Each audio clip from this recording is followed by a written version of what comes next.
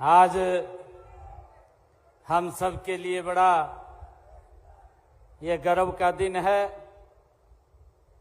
आज गुरु दक्ष प्रजापति महाराज की जयंती के अवसर के ऊपर पूरे हरियाणा प्रदेश से हम एकत्र आए हैं। एक जोरदार जयकारे के साथ गुरु दक्ष प्रजापति महाराज की, गुरु दक्ष प्रजापति महाराज की। मंच पर विराजमान हरियाणा विधानसभा के डिप्टी स्पीकर रणबीर गंगवा जी, हरियाणा सरकार में मेरे साथी मंत्री आदरणीय डॉक्टर कमल गुप्ता जी, हांसी के हमारे विधायक विनोद ब्याणा जी, बरवाला से हमारे विधायक जोगीराम सिहाग जी, भारतीय जनता पार्टी के वरिष्ठ नेता आदरणीय रामविलास शर्मा जी, भारतीय जनता पार्टी के वरिष्ठ नेता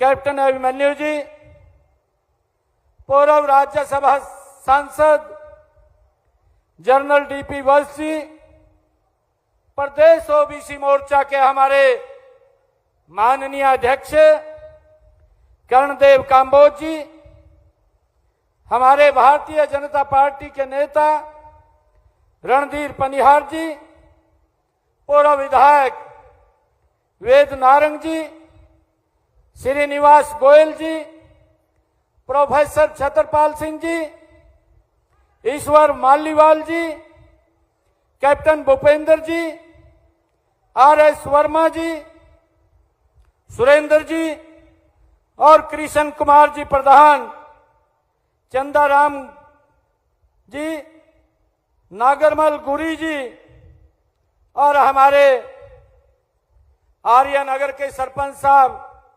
रतन जी, रामेश्वर प्रजापति जी, हनुमान प्रजापति जी, संदीप सिंह जी, दलीप दौलतपुर जी, जिले सिंह जी जाखड़, राम कुमार जी बिंगनी खेड़ा, सुरेश रिवाड़ी जी, धर्मवीर बहादुरगढ़ जी, रामचंद्र गंगवा जी, कृष्ण जी, संदीप प्रजापति जी, ओपी मालिया जी और हमारे श्यामलाल जांगड़ा जी और मंच पर विराजमान सभी समाज के हमारे प्रमुख नेतागण और आज गुरु दक्ष प्रजापति महाराज के इस जयंती समारोह में हरियाणा प्रदेश के कोने कोने से पधारे मेरे बहुत ही मान और सम्मान के योग मेरे बुजुर्ग मातृशक्ति, आप सबको दोनों हाथ जोड़ करके सिर नवा करके प्रणाम करता हूं। आप सबका दिल से धन्यवाद करता हूं। मैं धन्यवाद करता हूं आप सबका कि आज गुरु दक्ष प्रजापति जी महाराज के इस जयंती समारोह के अवसर के ऊपर आप सब की तरफ से रणबीर गंगवा जी ने ये सम्मान की पगड़ी सर के ऊपर रखी है। मैं आज आप लोगों को एक विश्वास दिलाता हूं कि इस सम्मान को कभी भी कम नहीं होने दूंगा। आप लोगों के सम्मान को बढ़ाने के लिए काम करूंगा। ये मेरे लिए बड़े गर्व की बात है, मेरे लिए ये फख्र की बात भी है कि आज ब्रह्मा जी के पुत्र गुरु दक्ष प्रजापति महाराज के अनुयायियों से मिलकर के मुझे बहुत खुशी हो रही है। मैं गुरु दक्ष प्रजापति महाराज को सिर झुका करके नमन करता हूं, प्रणाम करता हूं। आप सबका दिल से धन्यवाद करता हूं। आप सबको बधाई भी देता हूं। आप सबको शुभकामनाएं भी देता हूं। आज गुरु दक्ष प्रजापति महाराज की जन्म जयंती के अवसर के ऊपर हम एकत्र हुए हैं। गुरु ब्रह्मा जी प्रजापति महाराज ने 5 तत्वों से पृथ्वी, जल, वायु, आकाश और अग्नि 5 तत्वों से इस सृष्टि का निर्माण किया है। ब्रह्मा जी के बेटे दक्ष प्रजापति जी महाराज ने 5 तत्वों को मिला करके बर्तनों की कलाकारी ये की है। ये हमारे लिए बड़ा गर्व का भाइयों दिन अवसर है। मैं ये भी आज इस अवसर के ऊपर कहना चाहूंगा कि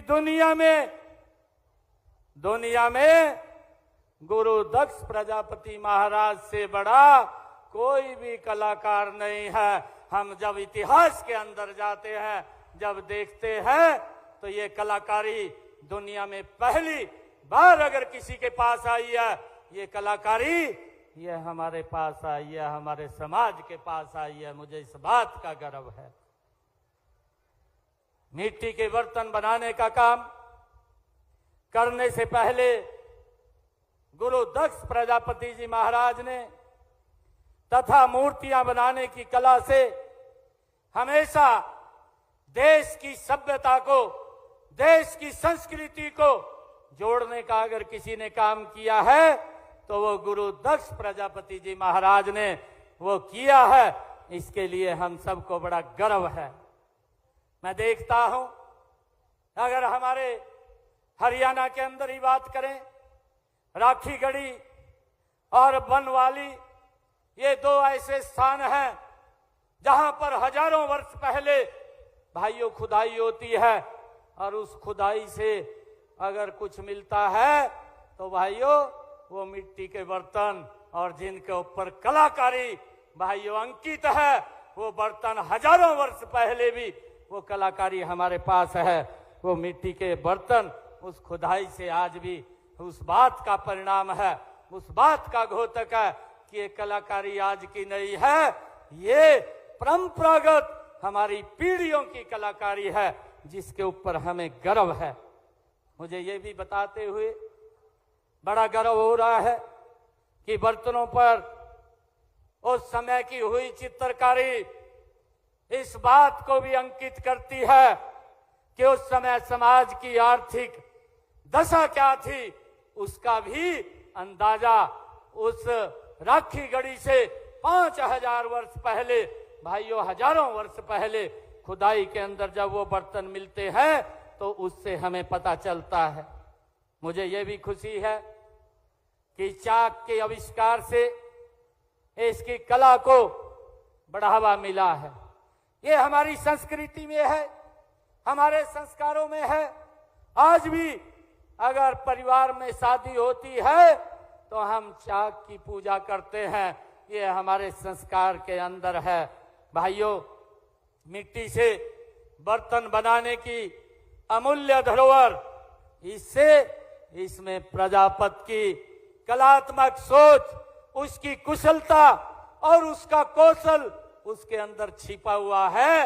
ये किसी से इतनी बड़ी कलाकारी ये गुरु दक्ष प्रजापति जी महाराज, उनके आशीर्वाद से ये हमें प्राप्त हुई है। आज का भूमंडलीयकरण युग गुणवत्ता, कुशलता और कला को विशेष महत्व देता है। विज्ञान के इस युग में मिट्टी के बर्तनों की मांग आज बहुत कम हो गई है। आज जिस प्रकार से भाइयों प्लास्टिक और शीशे के बर्तन आए हैं, उसके अंदर कहीं न कहीं इस मिट्टी के बर्तनों की मांग में कमी आई है। आज परंपरागत दक्षता को व्यावसायिक कुशलता में बदलने की जरूरत है, तभी हम प्रतिस्पर्धा के इस युग में आगे बढ़ सकते हैं। मिट्टी के बर्तन व सजावटी वस्तुएं बनाने के लिए परंपरागत तरीकों के साथ नई तकनीकों का इस्तेमाल किया जाना चाहिए। मेरा आग्रह है प्रजापति समाज के कि मिट्टी के सजावट वाले बर्तन भी बनाएं, जिसकी विदेशों में बहुत मांग है और उनका निर्यात किया जा सकता है। इसके उत्थान व कल्याण के लिए अधिक योजनाएं चलाई जा रही हैं। दक्ष प्रजापति महाराज जी जो मुझे ये बताते हुए आप सबके बीच में ये बड़ा गौरव हो रहा है कि गुरु दक्ष प्रजापति महाराज जी वह हमारे पिछड़ा समाज से ही आते हैं। सरकार का प्रयास रहा है कि सभी वर्गों के लोगों को आगे बढ़े, सभी का उत्थान हो, सभी को बराबर के हक मिले। इस दिशा में सरकार ने पंडित दीनदयाल उपाध्याय के अंत्योदय के दर्शन के अनुरूप विकास के लाभ उन लोगों तक पहुंचाने के लिए कई ठोस कदम उठाए हैं जो मिट्टी के कारणों से, जो किन्हीं कारणों से पिछड़ गए थे। मुझे ये भी आप लोगों के बीच में बताते हुए बड़ा गर्व हो रहा है कि हमारी सरकार ने पिछले दिनों ये निर्णय लिया है और उसका हमने केंद्रीय नेतृत्व का भी धन्यवाद किया है, जिसकी चर्चा हमारे रणवीर गंगवा जी ने भी की है। बहुत लंबे समय से क्रीमी लेयर को लेकर के भाइयों समाज के लोग, हमारे ओबीसी समाज के लोग इस मांग को कर रहे थे कि ये व्यवस्था ये 6 लाख से बढ़ा करके 8 लाख कर देनी चाहिए। आपके बेटे को जब से जिम्मेवारी मिली है, इसको 6 से करके 8 लाख करने का काम हमारी सरकार ने किया है। और भाइयों, अभी मन से हमारे भाई बोल रहे थे बैकलॉग के बारे में कि आश्वासन दिया है। अरे आश्वासन नहीं दिया है, ये हक है हमारे ओबीसी समाज का, इसको पूरा करना ये मेरी सरकार का दायित्व है। हम इसको पूरा करेंगे, बैकलॉग को इसको खाली नहीं रहने देंगे। भाइयों, मुझे ये भी खुशी है आप सबको बताते हुए कि वर्ष 2022 में पंचायती राज संस्थाओं में जो 8% का प्रतिनिधित्व दिया, इसके कारण हमारे अति पिछड़ा समाज के लोगों को भाइयों राजनीति के अंदर एक कदम बढ़ाने का अवसर मिला है।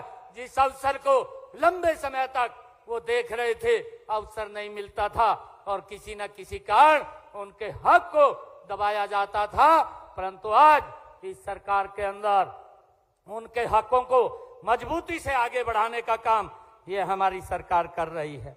मुझे ये भी खुशी है, लंबे समय से कांग्रेस के लोग इस बात की भाइयों विरोध करते थे कि ओबीसी समाज को उसके हक नहीं मिलने चाहिए।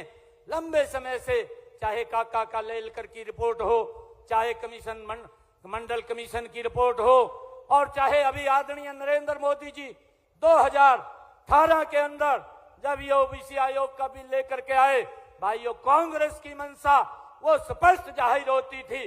उन्होंने काका का लेलकर की रिपोर्ट का विरोध किया कि ओबीसी को हक नहीं मिलने चाहिए।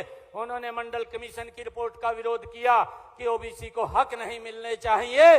उन्होंने भाइयों मोदी जी अगर बिल लेकर के आते हैं, कांग्रेस ने उसका भी विरोध किया कि उनको ये हक नहीं मिलने चाहिए।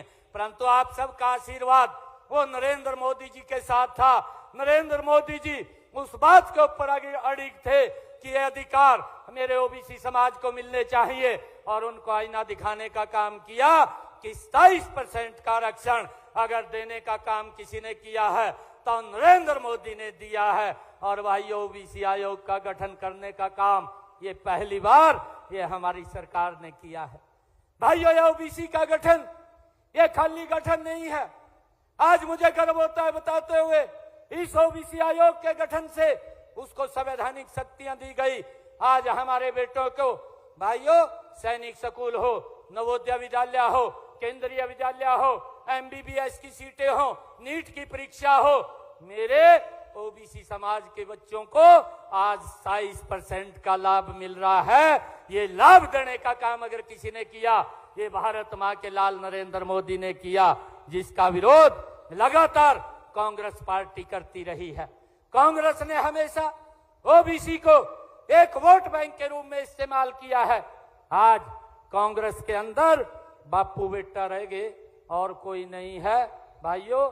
और अब आप लोग देखेंगे कि अभी जब अक्टूबर का चुनाव आएगा, ये बापू बेटा ही दिखाई देंगे, ये और कोई दिखाई नहीं देगा। इनको ओबीसी दिखाई नहीं देता, ये तो अपने लिए ही काम करते हैं। भाइयों, मैं आज ये भूपेंद्र हुड्डा और राहुल गांधी से कहना चाहूंगा कि आप हर बार झूठ बोलते हैं, झूठ बोल करके लोगों को गुमराह करते हैं। मैं आज दोनों से एक क्वेश्चन पूछना चाहता हूं कि आज नरेंद्र मोदी जी ने एक गरीब बेटे को, पिछड़े समाज के बेटे को हरियाणा के मुखिया के रूप में जिम्मेवारी दी है। भाइयों, मैं आज इनसे ये बात पूछना चाहता हूं, इस बात का जवाब इनको देना होगा, ये कांग्रेस के लोगों को देना होगा जो लंबे समय तक भाइयों ओबीसी के अधिकारों को उनका हनन करते रहे, उनके अधिकारों को दबाते रहे। भाइयों, भूपेंद्र सिंह हुड्डा, आप राहुल गांधी को भी जाकर के पूछ लें कि क्या कांग्रेस पार्टी भी ओबीसी को आगे बढ़ाने का काम करेगी। ये पूछ ले। आज तो नरेंद्र मोदी जी ने एक गरीब बेटे को, ओबीसी समाज के बेटे को भाइयों आपके बीच में से उठा करके प्रदेश के मुखिया के सीट के ऊपर बैठाने का काम किया है। भाइयों, मैं आज उनको पूछना चाहता हूं कि आप इसको बताने का काम करें। आप हिसाब मांग रहे हैं, आज हरियाणा के अंदर घूम घूम करके आप हिसाब देने का काम करें। जो आपने शोषण आपने एससी समाज का किया है, आपने बीसी समाज का किया है, आप उनका हिसाब देने का काम करें। लंबे समय तक आपकी सरकार देश के अंदर और प्रदेश के अंदर रही है, आपने क्या क्या काम वो किए हैं उसके बारे में भी बताने का काम करें। भाइयों, मुझे आप लोगों को बताते हुए ये बड़ी खुशी हो रही है कि पिछड़े वर्गों को नौकरियों तथा शैक्षणिक संस्थाओं में दाखिलों का, जिसका मैंने जिक्र किया है, 27% आरक्षण देने के लिए वर्ष में एक अधिनियम हमने बनाया है। और गरीब के लिए, गरीब के बच्चों के लिए पढ़ाई का खर्च उठाना बहुत मुश्किल होता था, इसलिए पिछड़े वर्गों के 3 लाख रुपए तक वार्षिक आय वाले परिवारों के बच्चों को देश की पढ़ाई के लिए 15,000 रुपए और विदेश में पढ़ने के लिए 20,000 रुपए तक देने का काम ये हमारी सरकार कर रही है। और भाइयों, अगर उनको पढ़ाई के लिए लोन की भी आवश्यकता पड़े तो उस लोन को भी मात्र 4% पिछड़े वर्ग के बच्चों को वार्षिक ब्याज पर देने का काम ये हमारी सरकार कर रही है। प्री मैट्रिक छात्रवृत्ति योजना, चाहे अन्य पिछड़े वर्ग के 9वीं 10वीं के विद्यार्थियों को 4,000 रुपए वार्षिक शैक्षणिक भत्ता हमारी सरकार के द्वारा दिया जा रहा है।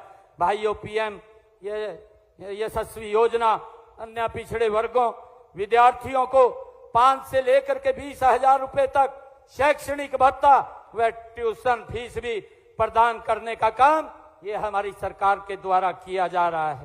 पोस्ट मैट्रिक छात्रवृत्ति योजना पिछड़े वर्गों के विद्यार्थियों को 160 रुपए से 750 रुपए तक मासिक छात्रवृत्ति देने का काम भी ये हमारी सरकार कर रही है।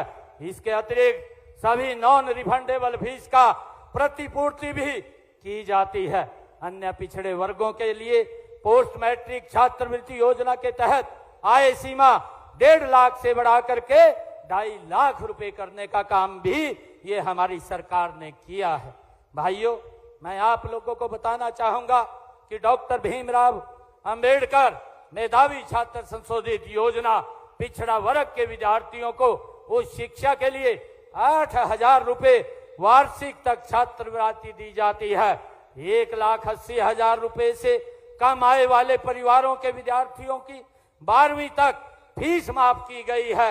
ये भी निर्णय हमारी सरकार ने किया है। और हमारी सरकार ने बच्चों को मुफ्त पुस्तकें, वर्दी व लेखन सामग्री भी दी जाती है। ऐसे परिवारों की, हमारे जो पिछड़ा वर्ग की परिवारों की बेटियों की कॉलेज और यूनिवर्सिटी की फीस भी माफ करने का निर्णय अगर किसी ने लिया है तो हमारी सरकार ने लिया है। भाइयों, मुझे इस बात की खुशी है। विभिन्न प्रतियोगिताओं और प्रवेश परीक्षाओं की तैयारियों के लिए उम्मीदवारों को मुफ्त कोचिंग दी जाती है। गरीबी का सबसे बड़ा कारण बेरोजगारी है, इसलिए गरीब परिवारों को उनके अनुकूल रोजगार देने का बीड़ा भी अगर किसी ने उठाया है तो हमारी सरकार ने उठाया है। मुझे ये खुशी है बताते हुए आज आप लोगों के बीच में कितना शोषण प्रदेश के युवाओं का भी होता था, भाइयों समाज के लोगों का भी, ये कांग्रेस के लोग करते थे भाइयों। इनके यहाँ तो पर्चियां लिस्टें बनती थी तब जाकर के बच्चे को नौकरी लगती थी। गरीब का बेटा तो ये सोच भी नहीं सकता था इनकी सरकार में कि उनको नौकरी लग जाएगी। आज हमारी सरकार के अंदर बिना पर्ची बिना खर्ची के हरियाणा सरकार में ICS अधिकारी लग रहा है। ये सिस्टम का बदलाव अगर किसी ने किया है ये हमारी सरकार ने किया है। मुझे ये खुशी है कि महिलाओं को भी कारोबार शुरू करने हेतु 2 लाख रुपए का ऋण 5% ब्याज पर पिछड़े वर्ग की हमारी जो बहनें हैं उनको पैरों पे खड़ी हों उनको देने का कार्य भी अगर किसी ने किया है तो ये हमारी सरकार ने किया है।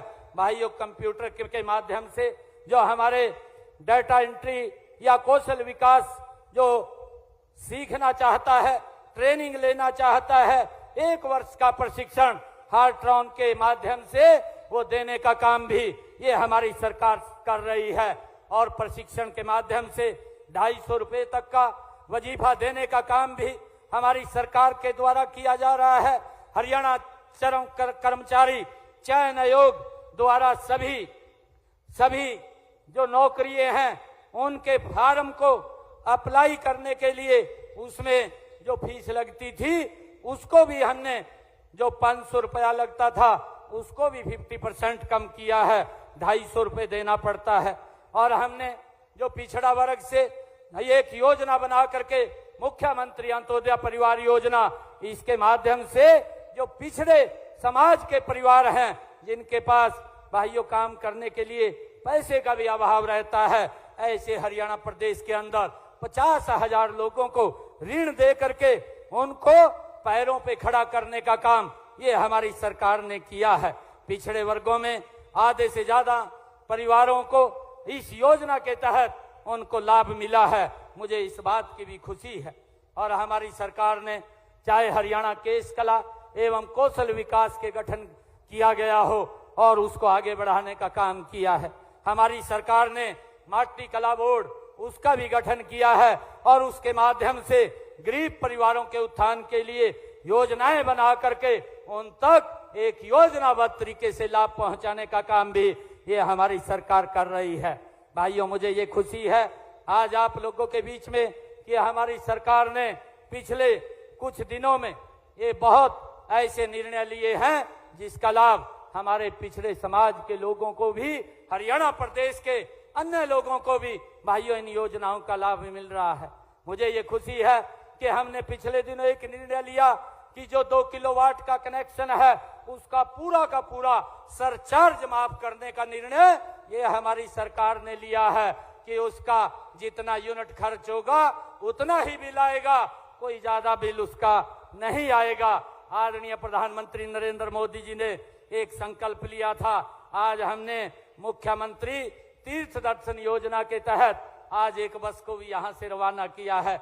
अयोध्या के अंदर हमारे यहाँ के श्रद्धालु भगवान श्री राम के दर्शन करने के लिए यहीं से अभी गए हैं और हमारी ये सोच है कि जो ऐसे हमारे सीनियर सिटीजन हैं, बुजुर्ग हैं, वो अगर किसी तीर्थ धाम की यात्रा करना चाहते हैं तो सरकार निःशुल्क उनको भेजने का काम करती है, सारा का सारा खर्चा वो सरकार उठाती है। आज हमने एक बस को भी यहाँ से रवाना किया है और आदरणीय प्रधानमंत्री जी ने ये निर्णय लिया था, ये संकल्प लिया था कि जो हमारा गरीब परिवार है जिसकी इनकम 1,80,000 रुपए है उसके छत के ऊपर सोलर पैनल लगाने का काम हमारी सरकार करेगी। हमने पिछले दिनों वो भी निर्णय किया और हमने ये निर्णय किया कि जो सोलर पैनल, प्रधानमंत्री सोलर पैनल जो मुफ्त बिजली योजना के तहत हमने 2 किलोवाट का सोलर पैनल लगाने का निर्णय किया है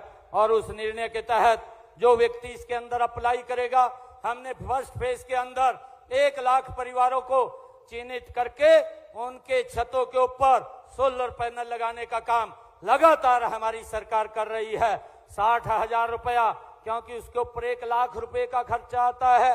60,000 रुपया नरेंद्र मोदी केंद्र की सरकार देती है और 40,000 रुपया हरियाणा की सरकार देती है।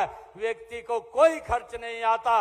1 लाख रुपए में 2 किलोवाट का सोलर पैनल उसकी छत के ऊपर लगेगा और उसका बिल 0 आएगा। भाइयों, लंबे समय से कांग्रेस के लोग इस बात की दुहाई देते रहे कि हम 24 घंटे बिजली देंगे, परंतु 24 घंटे बिजली नहीं दे पाए। और दूसरा जो व्यक्ति आया, भाइयों, इनका सहयोगी था, वो इस प्रकार की भाषा बोलता था, सिस्टम को ठीक नहीं करते थे कि मैं जब आऊंगा तो इन मीटरों को उतार करके तालाब में फेंक दूंगा। इस प्रकार की भाषा बोल करके गरीब लोगों को बरगला करके उनके ऊपर भाइयों बिलों का बोझ डाल करके उनको गुमराह करने का काम करते थे। परंतु मोदी जी ने ऐसी योजना बनाई जो प्रधानमंत्री सोलर भाइयों मुफ्त बिजली योजना, जो 2 किलोवाट का लगेगा, उसके ऊपर जितनी भी बिजली भाइयों सोलर से बनेगी वो बिजली आप लोग खर्च करेंगे, आपका बिजली का बिल वो 0 आएगा और जितनी बिजली बचेगी उसको बिजली विभाग खरीदेगा और खरीद करके आपको पैसा देने का काम वो बिजली विभाग करेगा। एक इनकम का साधन भी हमारी सरकार ने खड़ा करने का काम किया है। भाइयों, मुझे ये भी खुशी है कि हमने पिछले दिनों एक और निर्णय किया, हरियाणा अंत्योदय परिवार परिवहन योजना हैप्पी योजना को लॉन्च किया। उस योजना के माध्यम से हमारी सरकार ने जो 1 लाख रुपए की आय से नीचे के जो लोग थे, ऐसे 84 लाख लोग हरियाणा प्रदेश के अंदर थे, उन परिवारों को हमने एक हैप्पी कार्ड देने का काम किया है कि उसको अगर कहीं बाजार में जाना है, कहीं दवाई लेने के लिए जाना है, कहीं रिश्तेदारी में जाना है या कहीं किसी धार्मिक स्थान पर घूमने के लिए जाना है, तो 1 साल के अंदर 1000 किलोमीटर तक वो हरियाणा रोडवेज की बस के अंदर फ्री में सर्विस करेगा, उसका कोई किराया नहीं लगेगा। ये भी कार्ड हमने गरीब लोगों को देने का काम किया है। भाइयों, हमने पिछले दिनों श्रमिक विभाग के अधिकारियों को बुला करके जींद में एक बड़ा कार्यक्रम किया था कि उन्होंने जो अपने औजार लेने हैं, औजार से वो अपना काम कर सकें, उसके लिए 80 करोड़ रुपया उनके खातों में अभी कुछ रोज पहले हमने हरियाणा प्रदेश के जो बेनिफिशरीज थे उनके खाते के अंदर डालने का काम भी ये हमारी सरकार ने किया है। मुझे ये भी खुशी है आप लोगों के बीच में बताते हुए कि अभी पिछले दिनों हमने सरपंचों के जो उनके विकास कार्यों की लिमिट को 5 लाख से 15 लाख रुपए करने का निर्णय लिया था। उस दिन हमें हरियाणा प्रदेश की जितनी भी बीसी और एससी समाज की चौपालें थी, उन चौपालों के अंदर जो हमारे पास लिस्ट आई थी, 100 करोड़ रुपया उनके खाते के अंदर डायरेक्ट उनके नवीनीकरण के लिए पहुंचाने का काम भी हमारी सरकार ने पिछले दिनों किया। और भाइयों, मुझे ये खुशी है, अभी 4 रोज पहले हमने एक और निर्णय किया है हमारी सरकार ने, क्योंकि जो हमारा छोटा व्यक्ति है जो मिट्टी खेत से लेकर के आता था, रेड़े पर लेकर के आता था या बुग्गी पर लेकर के आता था, भाइयों ये विभाग के अधिकारी उनको रोक करके उनका चालान कर देते थे। परंतु आज अब हमने ये निर्णय किया है कि किसी रेड़े और बुग्गी वाले को कोई भी नहीं छेड़ेगा। आप अपने मोबाइल से ही भाइयों एक अपलोड कर लेंगे, फॉर्म अपलोड कर लेंगे, सिर्फ विभाग को ये जानकारी देंगे। हमने एक पोर्टल बनाया है और उस पोर्टल के माध्यम से आपने अगर अपना खेत की लेवलिंग करनी है, अपने खेत से घर में मट्टी लेकर के आनी है, अपनी मट्टी का भर्त करना है, आपको कोई पैसा देने की जरूरत नहीं है, किसी दफ्तर में जाने की जरूरत नहीं है। आप पोर्टल के ऊपर जा करके उसको सिर्फ चढ़ा देंगे और उसका सर्टिफिकेट अपने पास ले लेंगे, आपको कोई अधिकारी नहीं रोकेगा। भाइयों, निर्णय भी हमने किया है ताकि इस मिट्टी की समस्या से लोगों को कोई दिक्कत परेशानी ना आए, ये भी निर्णय हमारी सरकार ने किया है।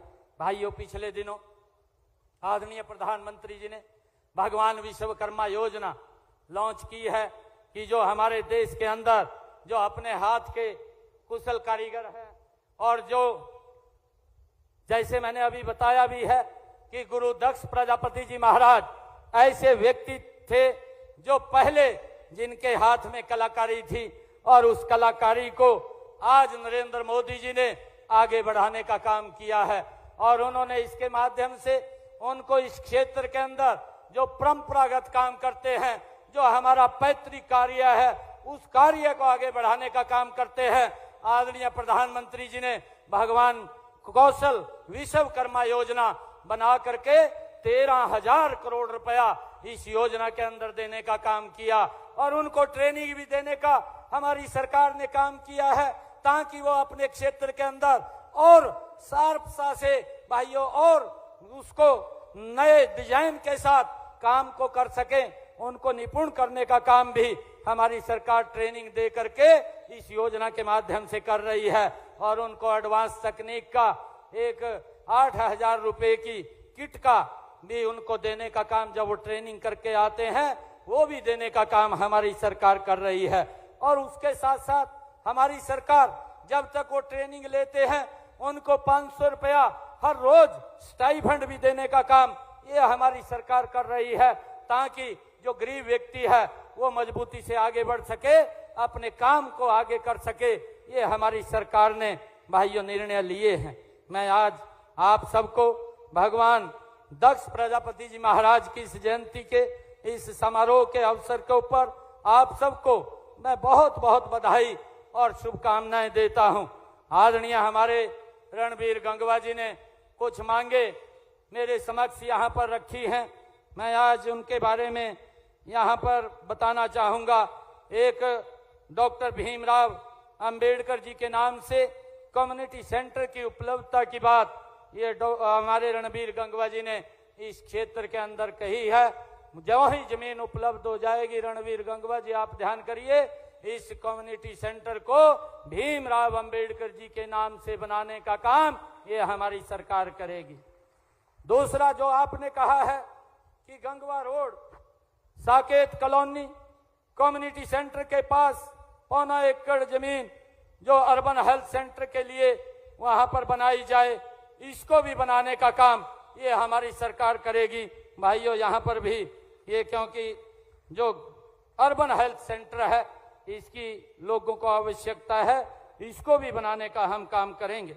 PWD B&R विभाग द्वारा सप्रा अस्पताल से बाईपास राजगढ़ रोड जो काम होना है वह भी करवाया जाएगा। इस सड़क का भी नवीनीकरण करवाने का काम ये हमारी सरकार के द्वारा किया जाएगा। जिला हिसार में गांव तलवंडी रुक्का से गांव चांदना तक हरियाणा राज्य विपणन बोर्ड की लगभग 6 किलोमीटर की सड़क वो भी बनाई जाएगी, इसकी भी मैं आज घोषणा करता हूं। चौधरीवास सब माइनरी बुर्जी संख्या 11,300 से 18,600 टेल तक रेमोडलिंग का कार्य भी उसका करवाया जाएगा, ताकि वहां पर कोई पानी की या दिक्कत की समस्या ना आए, वो भी कार्य पूर्ण करवाया जाएगा।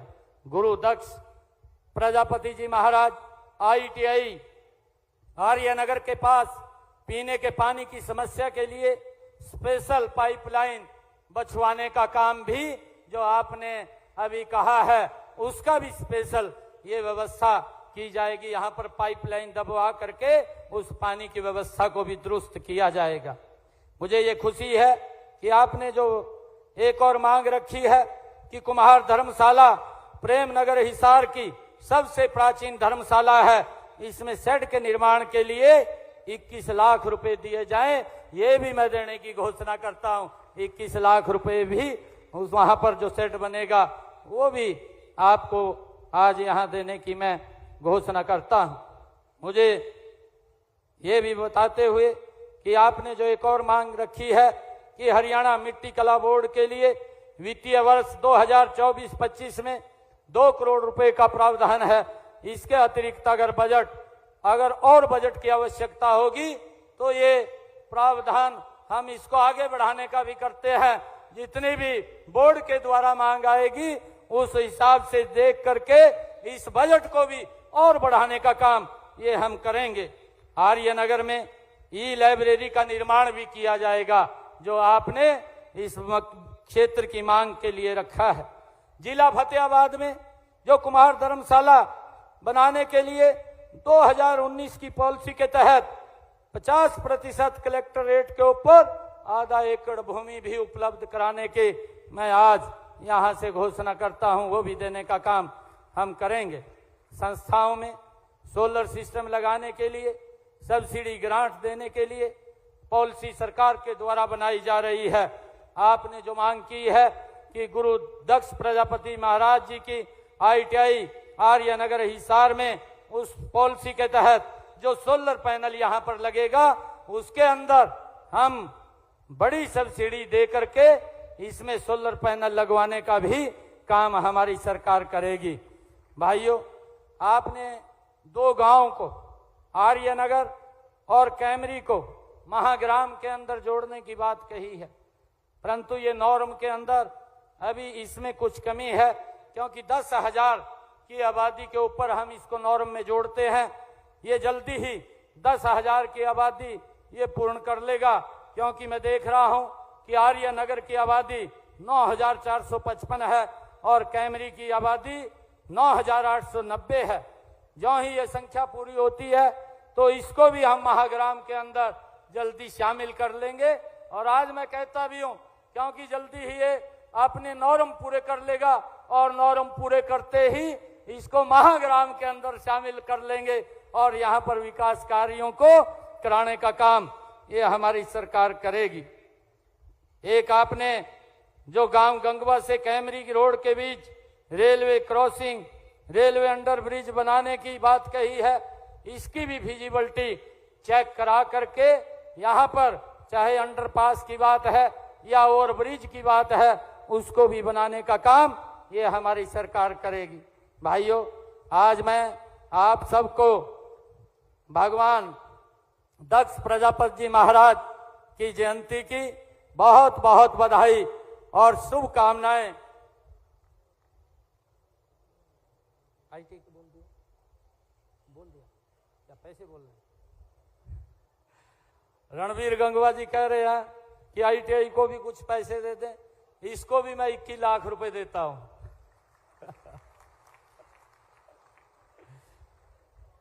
21 लाख रुपया इनको भी देता हूं। भाइयों, ये कलम तो आपके हाथ में है।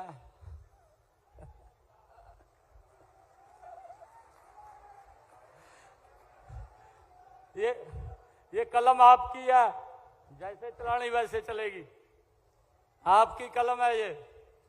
और आपको मैं फिर कह रहा हूं, अरे आपका बेटा भाइयों, कोई चिंता की जरूरत नहीं है। पहले तो शोषण होता रहा है, अब शोषण नहीं होने देंगे, ये मैं आज आप लोगों के बीच में आकर के कह रहा हूं। जो लोग गरीबों का शोषण करते रहे हैं, जो लोग गरीब का वोट लेकर के उनको हाशिए पे खड़ा करने का जिन लोगों ने काम किया है, मैं आज उन लोगों को आज गुरु दक्ष प्रजापति महाराज की जयंती के इस मंच के ऊपर से कहना चाहता हूं कि अब ये हम शोषण नहीं होने देंगे। अपने गरीब भाइयों मजबूती से आगे बढ़ाने का काम करेंगे। मुझे ये बात खुशी हुई है, मैं कल आदरणीय प्रधानमंत्री जी को मिला। प्रधानमंत्री जी को जब मैं मिलने के लिए गया, 45 मिनट भाइयों मेरे से बात करते रहे प्रधानमंत्री जी। 45 मिनट एक एक बात के बारे में पूछा कि मैं यहां से जो योजनाएं पहुंचा रहा हूं क्या वो धरातल के ऊपर पहुंच रही हैं। मैंने कहा मघा जी, जो भी आप यहां से बोलते हैं, एक एक शब्द को हम धरातल पर उतारते हैं। ये हमारी सरकार का कमिटमेंट है। हमने अधिकारियों को भी कहा है कि जितनी योजनाएं भाइयों बनती है, उन योजनाओं को धरातल पर उतारने का काम ये सरकार का है और मजबूती से उसको उतारने का काम करें। भाइयों, हम ये भी देखते हैं कि हमारे किसी भाई को कोई दिक्कत परेशानी ना हो, हमने समाधान शिविर लगाए हैं। हमारा DC, हमारा SP, हमारे तमाम अधिकारी भाइयों आपकी समस्याओं को सुनने के लिए 9 बजे से लेकर के 11 बजे तक भाइयों अपने दफ्तर के अंदर खुला दरबार लगा करके बैठते हैं। कोई भी अगर आपकी समस्या हो, वहां जा करके बताइए, उसका समाधान होता है। उसको मैं भी देखता हूं। अगर किसी समस्या का समाधान नहीं होता या कोई अधिकारी उसमें कोताही बरतता है, वो भी मेरे ध्यान में होता है। हम ये नहीं करते हैं भाई कार्रवाई 1 महीने में होगी, 2 महीने में होगी। अगर कोई गलत करता है तो कार्रवाई 1 घंटे में हो जाएगी, 2 घंटे में हो जाएगी। ये हमारा स्पष्ट भाइयों एकदम क्लियर हमारा रास्ता है। ये कोई नहीं है, हमने सर्विस देनी है, हमने सेवाएं देनी है, ये हमारी सरकार का कमिटमेंट है और उसको लेकर के हम काम कर रहे हैं। भाइयों मैं आप सबको आज इस शुभ अवसर के ऊपर बहुत बहुत बधाई भी देता हूं और आप लोगों से निवेदन करूंगा आने वाले समय के अंदर भाइयों एक तरफा यहां से कमल का फूल नरेंद्र मोदी जी के नेतृत्व में जीतना चाहिए। मैं देखता हूं यहां पे जिस व्यक्ति को जिताया एक दिन पत्रकार पूछ रहे थे उसको, मैं भी देख रहा था, आप लोगों ने देखा होगा, उसको पत्रकार पूछ रहे थे, वो कह रहे थे कि कहा यहां बिना पर्ची के आपके यहां नौकरियां मिलती थी और खर्ची के आधार पर मिलती थी। पहले तो कहने लगा पत्रकारों को कहा हमारे यहां नहीं मिलती थी, ना पर्ची पर मिला थी ना खर्ची पर मिला थी। वो कह रहे जी कहां मिला थी, लोग कह रहे हैं। फिर कहने लगा कहा खर्ची से नहीं मिला थी, पर्ची से मिला थी। और जब वो ये कह रहा था भी पर्ची से मिला थी, भाइयों उसके चेहरे का रंग देखने लायक, आज भी देख लियो आप किस प्रकार से वो बात कर रहा था। हम बड़े विश्वास और फक्र के साथ ये कह सकते हैं कि आज गरीब मां का बेटा भी बिना पर्ची बिना खर्ची के हरियाणा सरकार के अंदर ICS अधिकारी लग रहा है। ये बड़े विश्वास के साथ कह रहे और इसका बड़ा लाभ हमारे OBC समाज को मिल रहा है। जिसकी अनदेखी होती थी, जिसका शोषण होता था, आज उसका शोषण नहीं हो रहा है। भाइयों इसके लिए मैं आप सबको बहुत बहुत बधाई और शुभकामनाएं देता हूं। ये अभी कुछ लिखा है,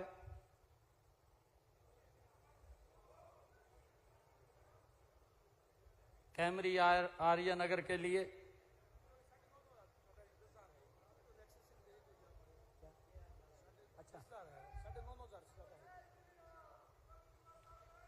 रणवीर गंगवा जी कह रहे हैं कि कैमरी और आर्य नगर को रिलैक्सेशन दे दें। आप चिंता न करें, जल्दी ही इसको महाग्राम के अंदर शामिल कर लिया जाएगा, जल्दी ही कर लिया जाएगा।